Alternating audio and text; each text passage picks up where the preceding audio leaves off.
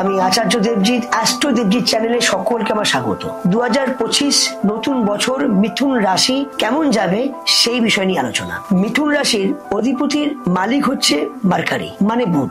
বুধকে সন্তুষ্ট করুন, দেখবেন মিথুন রাশি, মিথুন লগ্ন ডেফিনেটলি আপনার ভালো যাবে। বুধকে সন্তুষ্ট করাবার জন্য আপনি সিদ্ধিদাতা গণেশের পুজো করুন, দেখবেন সারা বছর আপনি ভালো থাকবেন। আগামী 29শে মার্চ শনি কুম্ভ রাশি ছেড়ে মীন রাশিতে সঞ্চার করছে। টোটাল 2.5 বছর থাকবে, তার মধ্যে বক্রি হবে, তার মধ্যে মার্গীও হবে। আগামী 18ই মে রাহুদেব মীন রাশি ছেড়ে কুম্ভ রাশিতে আসছে এবং মিথুন রাশিতে তৃতীয় কেতু আসছে। কবে? 18ই মে। এই মুহূর্তে 18ই মে পর্যন্ত বুধের দ্বাদশে মানে 12 হাউসে জুপিটার অর্থাৎ বৃহস্পতি বসে আছেন। তাহলে মিথুন রাশির মিথুন লগ্ন কর্মজগৎ, ব্যবসার জগৎ এবং ম্যারেজ লাইফের জগৎ, এই জায়গাটা ঠিক ভালো নেই। সুতরাং এই সমস্যাটা কিভাবে আপনার তৈরি হবে আর এই সমস্যাটার কিভাবে আপনি বার করে আসবেন সেই বিষয় নিয়ে আজকে আলোচনা। এখানে একটা কথা মাথায় রাখতে হবে, যেটা হলো দ্বাদশে যে বৃহস্পতি বসে আছে মে মাস পর্যন্ত, এই জায়গা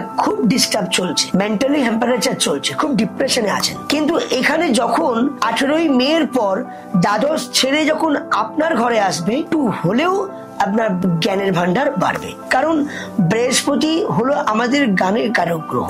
এই মিথুন রাশি মিথুন লগ্নে তৃতীয় কেতু এবং আপনার নবমে বর্তমান শনি বসে আছে। 29শে মার্চ সে দশমে যাবে। তাহলে নবমে শনি কিন্তু একটা ভালো ফল দিচ্ছে আপনাদের, যখন দশমে যাবে তখনও ভালো ফল দেবে। এই দশম ঘরে রাহু ওইখানে নিচস্থ অবস্থায় বসে আছে 18ই মে পর্যন্ত, ফলে কাজের জায়গাটা একটা গন্ডগোল করছে।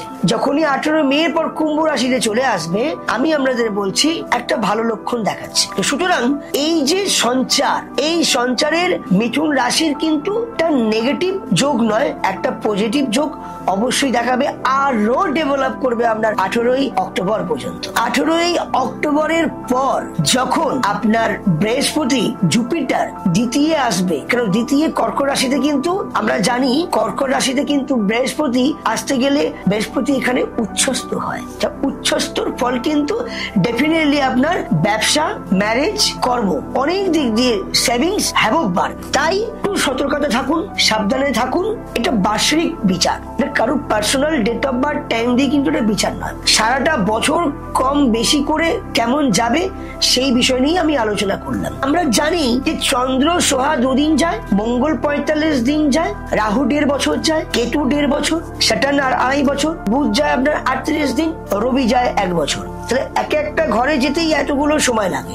কিন্তু 4টে গ্রহ যে আছে এরা হেভি ওয়েট। বিগত 2 বছর ধরে কোন গ্রহ কিন্তু ঠিক মতন সঞ্চার করেনি, কিন্তু নতুন বছর 2025-এ এই 4টি গ্রহ কিন্তু সঞ্চার করবে।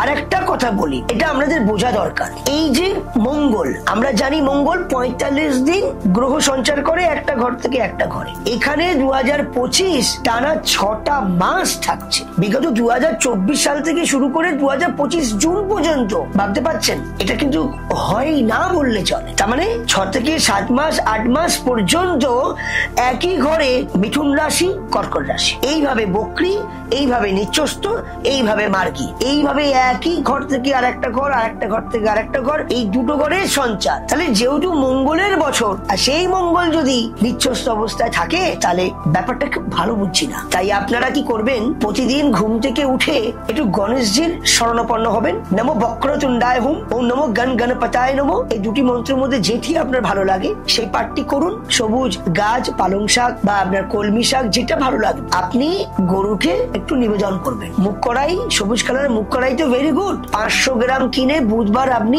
গরুকে খাওয়ান। কোন গরিব দুস্থ মানুষকে আপনি 500 মুখ কড়াই কিনে আপনি দান করুন না বুধবার, দেখবেন আপনাদের অবশ্যই ভালো যাবে। তারপর আমি তো আপনাদের পাশে আছি। যদি আপনাদের মনে হয় আমার সঙ্গে যোগাযোগ করবেন, স্কলে যাচ্ছে 990345445858282939 অ্যাস্ট্রো দেবজিৎ চ্যানেল পেজ ইউটিউবে যোগাযোগ করবেন, সাবস্ক্রাইব করবেন এবং ফলো করবেন। যদি আমাকে ভালো লেগে থাকে অবশ্যই যোগাযোগ করবেন। ভালো থাকবেন, সুস্থ থাকবেন, নতুন বছর আপনাদের ভালো যাক। জয় মা।